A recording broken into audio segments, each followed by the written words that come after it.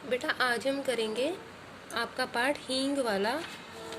पाठ्य पुस्तक सुनहरी धूप से हींग वाला पाठ की हम एक्सरसाइज करेंगे। देखो, दिए गए शब्दों के समानार्थक शब्द लिखिए। ठीक है, अब देखो, जैसे रसोई घर को और क्या बोला जाता है? पाकशाला। प्रतीक्षा को इंतज़ार, प्रतीक्षा इंतज़ार। सलाम नमस्कार। ख़त्म समाप्त अम्मा माता प्रबंध इंतज़ाम। इनके समानार्थी शब्द हैं। ओके, आप इनका स्क्रीनशॉट ले सकते हो बेटा। ठीक है, अब आगे देखो, दिए गए वाक्यों में रेखांकित संज्ञा शब्दों के सही विकल्प पर टिक का चिन्ह लगाइए। खान चबूतरे पर बैठ गया। अब जो चबूतरे शब्द है, ये कौन सी संज्ञा है? जैसे व्यक्तिवाचक है, जातिवाचक है या भाववाचक है, तो ये जातिवाचक संज्ञा में आएगी। नेक्स्ट देखिए, सावित्री ने खान को पैसे दिए। इसमें देखिए, सावित्री शब्द कौन सी संज्ञा हुई? सावित्री व्यक्तिवाचक। जातिवाचक और व्यक्तिवाचक में, जैसे जातिवाचक होता है किसी विशेष जब हम पर्टिकुलर व्यक्ति, वस्तु, स्थान के नाम का जब बोध कराते हैं उसको व्यक्तिवाचक कहा जाता है। व्यक्ति से जैसे सावित्री एक व्यक्ति में आती है ना। स्थान में जैसे किसी भी शहर का नाम लगा लो, दिल्ली, जयपुर, इस तरह। और वस्तु कोई भी, जैसे पुस्तक है, पेन, पेंसिल, कुछ भी लगा सकते हैं आप। ठीक है, और जातिवाचक में जब उसकी किसी जाति का बोध कराते हैं, किसी जाति का बोध कराने वाले शब्द को, जिसमें पूरा ग्रुप इंक्लूड होता है। जैसे कहें कि अध्यापक एक जाति में ही आ जाता है। अब जब हम एक पर्टिकुलर अध्यापक का नाम लेंगे कि हिंदी की अध्यापक या इंग्लिश की, अब उसमें वो व्यक्तिवाचक नाम में आ जाएगा। और जब हम पूरे ग्रुप को इंक्लूड कर लेते हैं, जैसे कि फल किस में आता है? फल एक जाति में आ जाता है। फल एक जाति हो गई।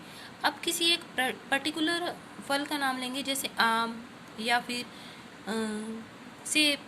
अब एक फल का नाम ले लिए तो वो व्यक्तिवाचक में आ गया, और जब पूरे फल को इंक्लूड कर लिए तो वो जातिवाचक में। ये इसमें डिफरेंस है। नेक्स्ट देखिए, हेरा हींग है माँ, हम तुम्हारे हाथ की बोहनी मांगता है। हेरा हींग। अब देखिए बेटा, हींग होती है कई तरह की, तो जब एक हेरा हींग ले ली तो ये एक पर्टिकुलर हींग का नाम हो गया। हींग कई तरह की आती है ना, कई क्वालिटी में आती है। हेरा हींग होगी तो ये व्यक्तिवाचक में आ गया। रात के साथ निवरता बढ़ती गई, भाववाचक। ये भाव, फीलिंग्स निकल के आई। सावित्री ने बच्चों को जुलूस देखने भेज दिया। जुलूस क्या हो गया शब्द? समूह या समुदाय। इसमें जैसे जुलूस में बहुत सारे लोग होते हैं, समूह इकट्ठा हो जाता है ना, इसलिए ये समूह या समुदायवाचक संज्ञा। इतनी भीड़ में देहाती बच्चों को कैसे ढूंढता?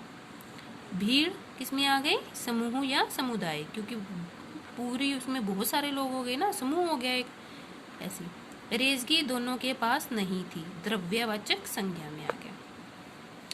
अब ये देखिए, मुहावरे। हाथ पांव फूलना, इसका अर्थ है घबरा जाना।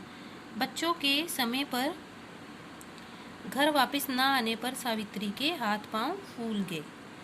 आसमान टूट पड़ना, अचानक मुसीबत आना। युवा पुत्र के आकस्मिक निधन से रामदीन के सर पर आसमान टूट पड़ा। हाथ पांव ठंडे पड़ना, भय के मारे अशक्त हो जाना। आधी रात को डाकुओं को घर में देखकर राम के हाथ पांव ठंडे पड़ गए।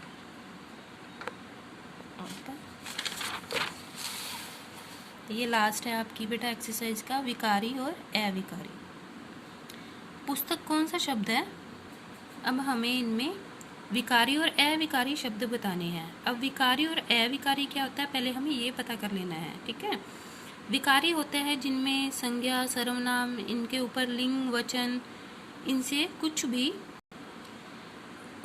इनमें परिवर्तन आ जाता है। जैसे संज्ञा, सर्वनाम, विशेषण, इन शब्दों में लिंग, वचन, काल, इनके संबंध में जब जोड़ते हैं, जैसे कुछ भी करते हैं, तो इनमें जब परिवर्तन आ जाता है। और अविकारी शब्दों में संज्ञा, सर्वनाम, विशेषण शब्दों में लिंग, वचन, काल आदि के प्रभाव से कोई भी उनमें चेंजेस नहीं आते। जैसे कि देखिए पुस्तक है, ये विकारी शब्द है।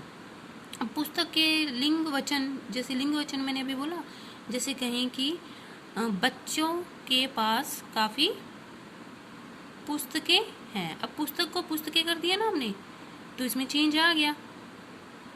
इसी तरह से और विकारी, खिलौना, अविकारी, इनमें कुछ भी चेंज नहीं आता।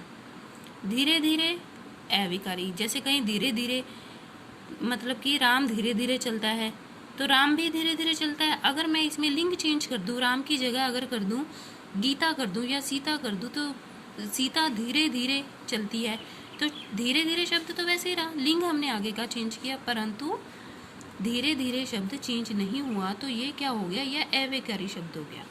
उसी तरह ही अविकारी, डिब्बा अविकारी, ऊपर विकारी, पीपा विकारी। आप इन सभी की कुछ लिंग, वचन, काल ऐसे करके कुछ एग्जाम्पल बना के देखना, तो आपको समझ में अच्छे से और क्लियर से आएगा। ओके बेटा, तो ये आपकी हींग वाला चैप्टर की एक्सरसाइज थी जो हमने आज कंप्लीट कर लिया। Okay, thank you.